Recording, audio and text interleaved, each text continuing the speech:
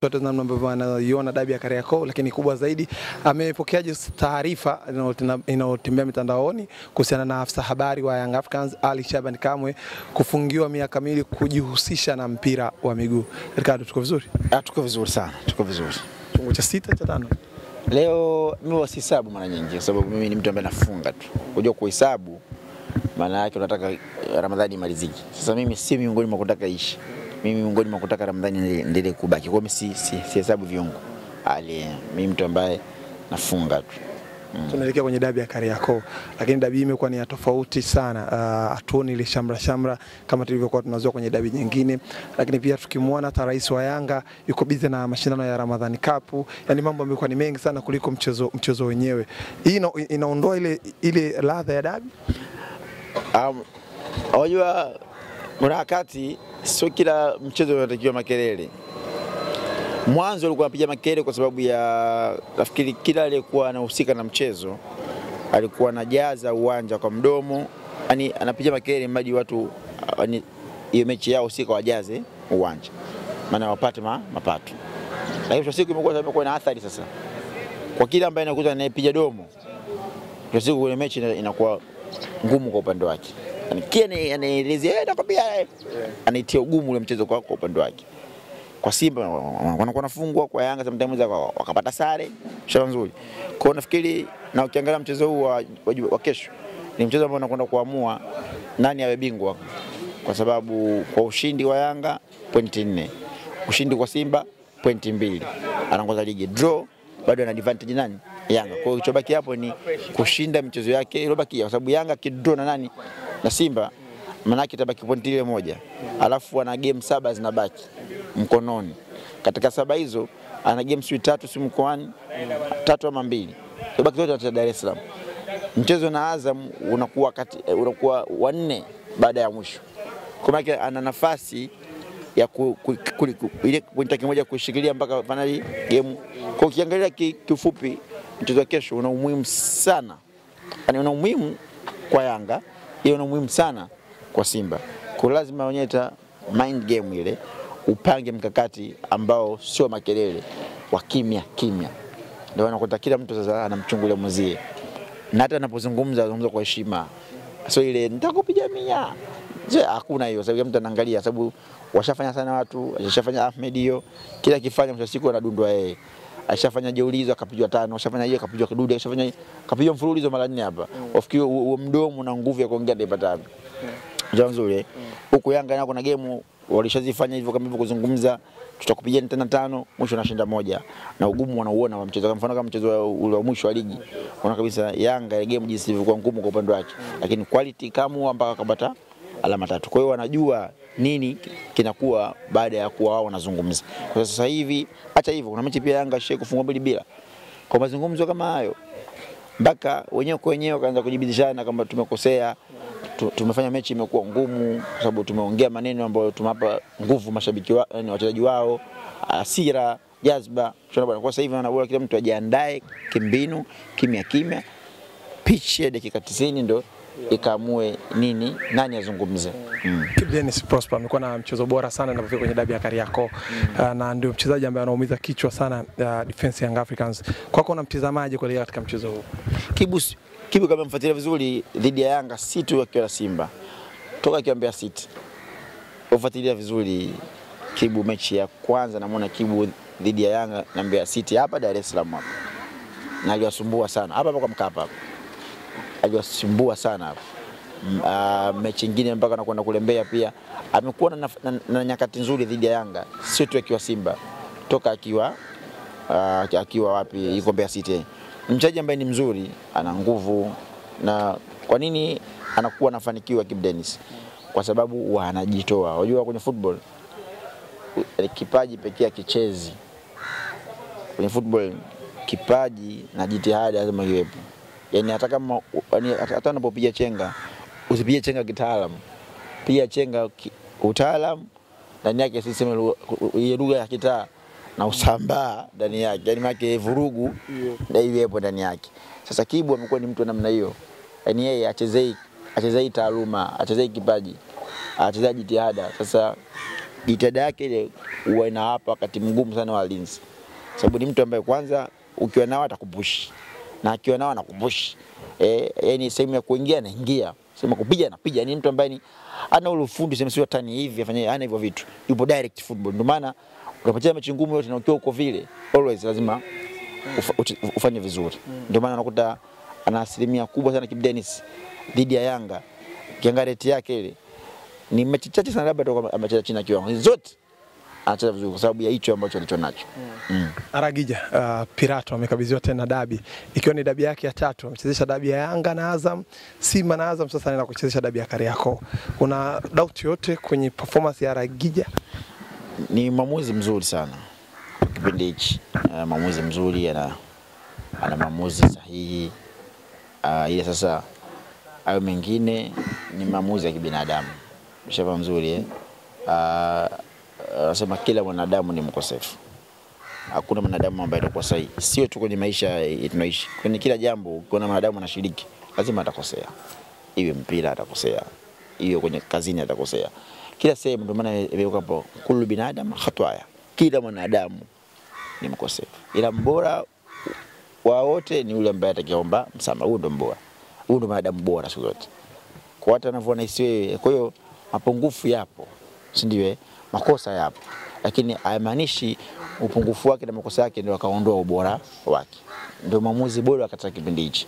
Sasa na mechi kama hizi lazima wachezeshe waamuzi bora, kwa sababu waamuzi wengi washapoa mechi kama hizi zimetokea Pwani, lakini kapoa mchezo na ameweza kubudu. Na sio tu Simba na Yanga, hata kinga Azam mechi nyingi sana kuchezesha wanazimudu. Makosa yake utayaona baada ya, sio pale pale. Unajua kuna mtu pale pale tu kashakuwa gumzo, mechi dakika 20 tu tayari uko mtandaoni kashafanyaje. Lakini baada ya mechi kumalizika watu wamesherekea, shughuli imeisha, ndio watu wanaanza kutafuta mbele kwa faulu, mapa alishika aliacha. Shamba nzuri ni makosa ambayo ni yake, ukisikia ya kibinadamu ndio yale, sio ya makusudi. Kwa hiyo nafikiri ataumudu mchezo. Hivi vingine vinavyofanyika hivi ni kutoana katika, unajua wakati kutoka kwenye yeye tunataka unajua na Simba na Yanga wako namna hiyo, kuna muda wanaandaa content ambao watu mtakobiza nayo, afu wao mambo mengine yaendelee. Pengine labda mazugu labda msende kwa wataalamu, kwa hiyo kumwambia content atamtaki yule fanya nyinyi mtanza wewe kubatu wao wanafanya mambo yao kimya kimya. Kwa hiyo nafikiri ataumudu mchezo, na sio ataumudu, kashamudu mchezo mingi sana ya Simba na Yanga.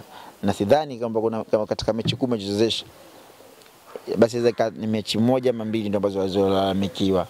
Lakini kikubwa zaidi wao wachokilalamikia sio maamuzi mabovu, kwamba wao wacholalamikia kwamba hajawahi kupata matokeo mechi dhidi ya Yanga refa akiwa Aragija. Sasa chaguo sio hiyo yenyewe Aragija au nyenyewe bovu. Unakata bidi uangalie tena ubovu wako, usiangalie sababu. Na mara nyingi kwenye maisha ukitafuta sababu tu utafanikiwa. Tazama kasoro yako wewe, kwa nini nimefungwa? Hiyo ndio wanao wazungu. Wazungu wakifungwa wasemi tu refa ni wachache sana. Na masuala refa wazungu wataachia waamuzi. Shamba nzuri au ni makocha wachache sana anaweza kulalamikia waamuzi. Tena baada ya kuona sasa hana budi, kashazidiwa huko, ana jinsi itabidi za kufanya alalamiki. Lakini wengi wanaangalia wapi ambapo tulipoteleza ili tufanyie masahisho baadaye tuweze kuwa bora zaidi. Kwa sidhani Simba kama labda masahisho yao eti ni marefa ndio wamefungisha katika hizi mechi nne mfululizo. Sio marefa, ni wao waangalie game approach yao nini wafanye ili waweze kupata matokeo dhidi ya Yanga. Cha kwanza ni kuheshimu tu Yanga, kujua kama Yanga na quality, wana ubora. Wasiende na akili zao za kitoto, wasijiongopee. Yanga na quality, wana ubora. Kwa hiyo angalie game approach yao ipi ambayo itawapa manufaa ya wao kupata pointi 3, sio kulalamikia waamuzi. Ricardo, turejea kwenye kibano. Tumeona Haji Manara alifungiwa miaka kauli na rais wa shirikisho. Lakini pia Ali Kamwe na taarifa za so rasmi ambazo zipo kwa mtandaoni, Ali Kamwe anafungiwa. Tunasubiri statement kutoka kwenye shirikisho. Kwako una neno gani juu ya taarifa hizi? Lakini pia unaiona nafasi ya Haji Manara kurudi kwenye kile kiti? Cha kwanza si jambo jema kuliongelea jambo ambalo halijakuwa rasmi. Maana yake sasa, kwanza ubaya yake ni nini? Kulizungumzia jambo ambalo lisiokuwa rasmi linakuwa liko pande mbili. Kuna wanaotetea na kuna ambao hatetei. Maana yake sasa, kama kweli kamati ilikaa kutoa maamuzi haya, si ndio? Inapochuja hii habari maana yake sasa kwamba watu watatetea. Pengine ikakosekana haki ya kila mmoja katika hili kutokana na jambo kuvuja. Mfano, pengine kamati ilidiscuss hivyo, lakini waliweka option ya kumsamehe, si ndio msemaji? Sasa limevuja jambo kama hivi, ujui sengine litajengea chuki kiasi gani kamati. Kwanza kuona kwamba kwa hiyo tukimsamehe huyu itakuwa kama sisi tumeshini, si ndio? Tumeshini. Kwa hiyo si kitu kizuri unajua kuna habari ndio mara nyingi sana ninapofanyaga, hata kama unatoa taarifa ambayo unajua hii taarifa ndani yake na kwenda kumkandamiza mtu, haina haja kuitoa kwa kuifungua kabisa, ndio natoa kwa kodi. Sio nzuri maana yake pia inalinda pia heshima ya ule mtu. Unapoifungua habari kama hiyo inaweza ikaleta mtihani, kwa sababu mpaka sasa hivi unapa wakati mgumu sasa kamati, kwa sababu washapata ambushi huku, wamekuta kwamba asilimia kubwa watu wengi hajalipokea vizuri, wamepokea katika njia mbaya, na njia yenyewe katika kumtetea mhusika kwamba jamani mnakosea. Sasa hapo kamati sasa ina mawili, tukisema tumemsamehe kwa hiyo kama watu wameshinikiza, tukisema tumfungie ipi bora, kwa tangalia kichoko bora kwa wao, tusikilize watu au tuonekane sisi tunafanya kazi, kwa sababu tutakuwa muathiri yule ambaye ndio ajira yake, ndio maisha yake, ndio kapatia maarufu wake. Shamba mzuri kuhusu kila kitu, hata hao ambao anapo kwenye kamati nitaona ni wapumbavu, na sheria ili atakiwe ihukumu isiwepo, ife. Kwa sababu kwa nini mambo ya kamati ya saa 72 sijui yanatoka nje? Maana ni upumbavu. Kwa hiyo kosa la kwanza wao wenyewe watakiwa wapewe adhabu kwanza. Kani kama mimi ndio natoa adhabu na mimi nafungia hata miaka 5 kwa sababu wenyewe ni wapumbavu. Jambo kama hili kwa nini litoke nje? Lakini nyinyi pia mmefanya upumbavu manaki. Kwa sababu mmeita watu kwa siri, mmekaa pale, mmezungumza. Kwa ndani ya kamati yenu kuna mtu ambaye sio mtu mzuri, naye pia katoa zile taarifa. Na naye ile taarifa naye kila mtu anataka breaking news. Atakaye wa kwanza kila mtu. Uenda. Nini uenda? Maana mtu anapoza na uenda. Ushapa mzuri? Mwingine anaweza asisitiza. Simtoe taarifa, mbona amsemi chochote. Wengine imepangwa mpaka baada ya dabi. Na hii si kamati ya masaa 72. Kwenda kama na yeye ile taarifa imetoka lini? Imetoka majuzi. Kwamba sasa hivi hajafika masaa 72. Na siku ya pili. Kwa masaa mangapi? Masaa bado siku 3 atakiwa 48 siku 3. Kesho ndio kama 72. Ndio maana kesho imeachwa. Kwa baada ya game ndo wananiliwa. Tafsiri yake ni Jumatatu. Mimi nafikiri sioni haja tena ya hukumu hii kuwepo. Kwa binadamu. Lakini hapo mama hamna hata kisheria. Hata kisheria. Mbona Manara alifungiwa? Nisikie vizuri. Iko hivi, ya Manara ulisikia? Kwamba ulisikia Manara kama atafungiwa miaka miwili? Hapana, tulisikia tu ataitwa kwenye kamati. Akaitwa baada hapo ikatoka hukumu si ndio Kwa watu wengi walianza kudiscuss hukumu ikifanyaje imetoka. Sasa huyu tetesi zimeanza kutoka za hukumu yake miaka miwili. Sasa nzuri, maana yake wao wenyewe pia wana makosa. Sasa nzuri, sheria hauwezi eti taarifa ambayo ya mtu mlomuita kwenye kamati. Wangetaka hivyo basi wangefanya mkutano hadharani. Wangeita press pale. Bwana alikamwe tunakuhukumu sio nini na nini. Baada hapo kini tutaangalia kufungia miaka miwili. Tungesema kweli. Lakini umuita faragha.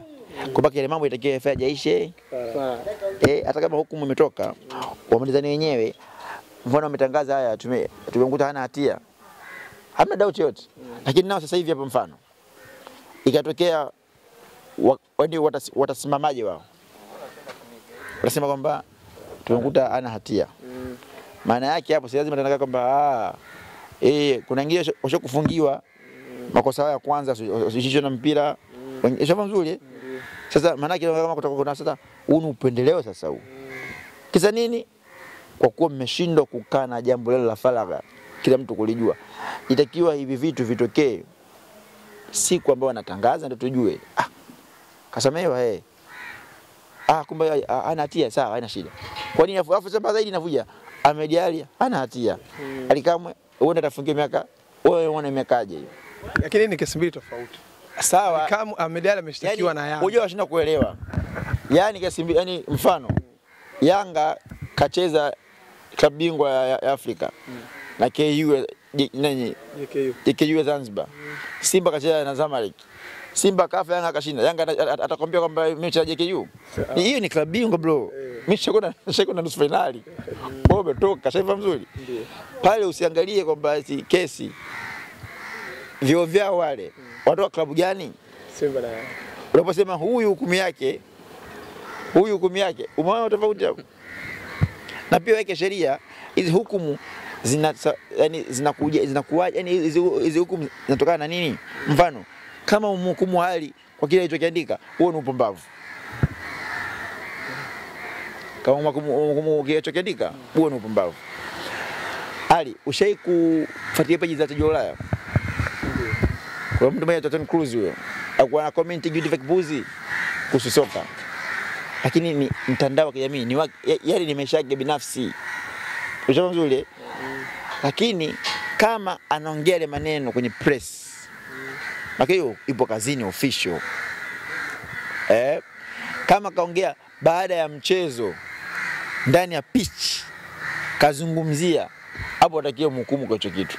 Haiko kwenye mtandao wa kijamii. Ani kuandika mkate, kuandika nini kwenye mtandao wa kijamii. Sasa hivi tena mtu mpaka mchezo siku utafika pindi hapa watahukumia watu kwamba msemaji Ahmed Ally kuna siku livaa singlet na boxer. Unaitwa kwenye kamati ya masaa 72.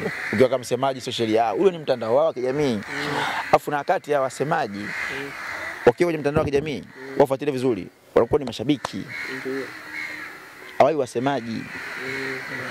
Afu na muda wakiwa kwenye hizi pale ndo wanakuwa wasemaji. Ushafahamu vizuri Kwa sasa tusihukumu kutokana na mitandao. Mfano kama ile kauli ya Ahmed Ally. Ile jaandika ile akasema. Yeye alisema kwenye press ambayo ni ya nchi na mzungu inamsikiliza. Lakini hukumu ya Ally kaandika kama ndio ile kaandika. Na kaandika kama wanavyoandika watu wengine kusema kwamba kwa sababu nishakumsikia nani alisema gani Ahmed alisema kwamba tumecheza mechi 10 ngapi ligi amna mamiko yote ya waamuzi wa nani. Kuna timu hiyo ikicheza tu utaanza kufanyaje?